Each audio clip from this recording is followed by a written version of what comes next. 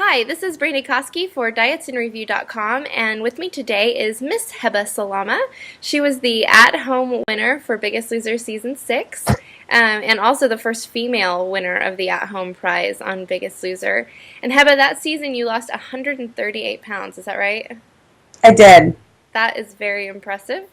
Thank you. It's been a couple years since your season. How are you doing with the maintenance at this point? Well, I obviously went back to real life and gained some weight. I focus more on size of my clothes now, and right now I'm about a 12, 14, and I'm more comfortable at a 10 for myself, but I'm doing a lot of half marathons and triathlons, so life is keeping me busy, and I just like to be fit. So things are good. I mean, life is life, and I'm embracing all the new fit things about my new life. Good. Well, you're spending this week out at the Biggest Loser Resort at the Utah location. And actually, you're coming down at the end of a second week there, right? I am. I've been here for 2 weeks and I have enjoyed every minute of it. It's a great place. It was a really good change in my routine. I do a lot of training and I just thought this would be a really good opportunity for me to try something else out. And I've loved it. Good. Have you noticed any good weight loss results in the couple weeks that you've been there? I've definitely seen some changes. I was trying to, get some more definition in my arms. And so this 2 weeks has been kind of a nice boot camp for me. I actually have my test out tomorrow, so I'll get all my new measurements and I'm excited. My clothes are baggier, so that's good. I Good. mean, done a lot of hiking and a lot of classes and they keep you going all day. It's a pretty rigorous schedule. It's sun up to sundown, right? Yes, I actually blogged a day in the life on edandheba.com. I just did a schedule, and I went from the 6:15 a.m. hike all the way until the end of the day. So we basically go about our schedule's 12 hours long. Wow. So, what has been your favorite part of the resort? I have loved the hiking. Utah has some great trails and some mountains to climb, and a lot of the whole journey of weight loss is like climbing a mountain. It's insurmountable, and then you get here, and I've been really inspired by some of the guests who are coming here at very heavy weights and just starting their journey, and to see them do these hikes and do things. So it's kind of been a combination between I love the hikes and I love seeing people be successful. Fantastic. What if you had to name something, what's been your least favorite part of the resort? The least favorite part is getting up at 5:30 in the morning. Hands down, it's the only thing I don't like here. Everything else, I've been really happy. Good, good.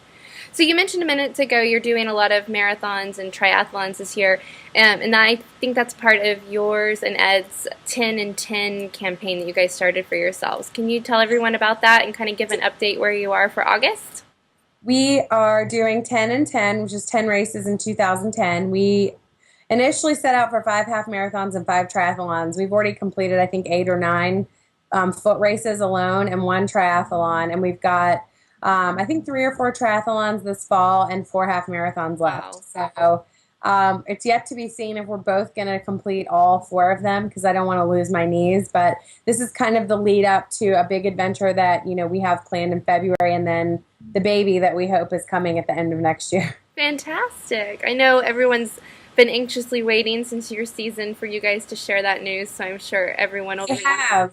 But I went back and watched the first episode, and I said very clearly, in about 3 years, we want to have a baby. And that was in 2008. So I am right on my target, America. Good. But that's all people hear when you say we're going to have a baby. Yeah. Everyone tractor beams, and that's it. They played that clip over and over again, and I get people in the grocery store asking me if I'm pregnant. I've never seen them in my life. So we're working on it. Give Heva a break, everybody. She's I trying. know. I know another big project you and Ed have been working on for a while is your cookbook. Do you have any news on that and tell everybody what that's going to be about? The publishing world is slower than we are. That's all I can really say right now. We are finished. It's a completed project, and we are just kind of in negotiation and finishing stages right now. So we're hoping for this year. It's really exciting. We had hoped by now it will be out, but it's just, you hit a few bumps in the road and you just keep going. But there is a second book kind of in the works. And that's just by me, and it's really fun. So I won't say too much about it, but you can look for that sooner than later, maybe like into next year. Cool. Well, we wouldn't expect anything less from fun than Yeah, from you, it's Miss fun Heba. and funny. Fun and And of funny. course, it tells it like it is, which is, Exact. yeah, The world needs a little bit more of that, probably. sometimes. So how's Ed back home? I know everybody's going to be curious to hear how Ed is. He's great. We're actually, I think we're going to come back together here in the fall or maybe try the new Malibu location for some hiking. He is teaching culinary school. So he has all these students now and he teaches about 30 hours a week and trains about 15 hours a week. So he's the one of us that kind of has a real job while I kind of manage the Ed and Heba brand and deal with all of our sponsors and our speaking engagements and that. But he's doing really well. He's been back home holding down the fort with Sammy, our little beagle, and he's been doing his half marathon training because it's so hot in Utah. I had to taper off the training for 2 weeks. It's like 111 degrees here. I think if I run, you might find me on the side of the road. Just melting. It's so hot. And So it's dry. what do you do when in that kind of heat? Because I know this time of year a lot of people want to get out and run and move and they want to stick to those plans, but the heat wave is all across the country right now.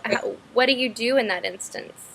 Unless you can safely do it really early in the morning before the sun comes up, and by safely I mean don't go running on the side of a highway by yourself if you're a female especially. So unless there's a safe way to do it outdoors, I would say you're going to have to limit yourself to indoor exercise. I mean, there's no reason to go out and get heat stroke, but there's no reason to be still either. I mean, you don't need equipment to work out. You could go up and down the stairs in your house. You could go up and down like the stairs in your front porch, like just anything to keep moving. I wouldn't stop because of the heat, or I'd pick evening or morning time when the sun's not so bad. Definitely not in the middle of the day.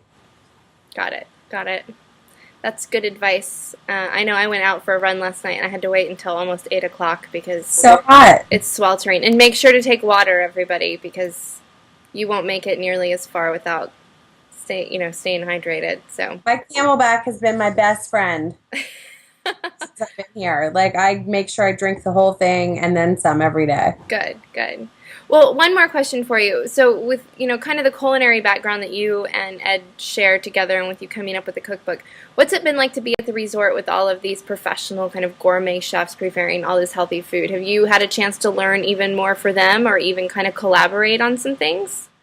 The chefs here are great. The kitchen staff is amazing and the food is delicious. I was a little bit skeptical because I'm spoiled at home. I get healthy food from a professional chef, and it was no different here. I'm actually a special case because I'm allergic to a lot of stuff I've just discovered. So I'm actually eating a wheat-free, soy-free, shrimp, lamb, cantaloupe, salmon-free diet. I mean, I'm like allergic to everything. So, and I'm acknowledging these things because I was kind of finding that something wasn't agreeing with me. So for people with allergies especially, they are extra accommodating. But in general, the food is amazing. I mean, we have delicious breakfast. At lunch, there's always a homemade soup before our lunch. And then in the afternoon or evening, we have dinner and we eat early, which is great. And then there's always a dessert. So you're not really forced to sacrifice anything. And the food is amazing. And we end up at about 1,200 calories a day. Okay. But they also have a salad bar and fruits. So if you're still hungry or if you want to bulk up your meal a little with veggies, you can do that. But everything's been so good. The tostada, the butternut squash soup, the parsnip soup. I mean, everything I've had has been so amazing. Good, good.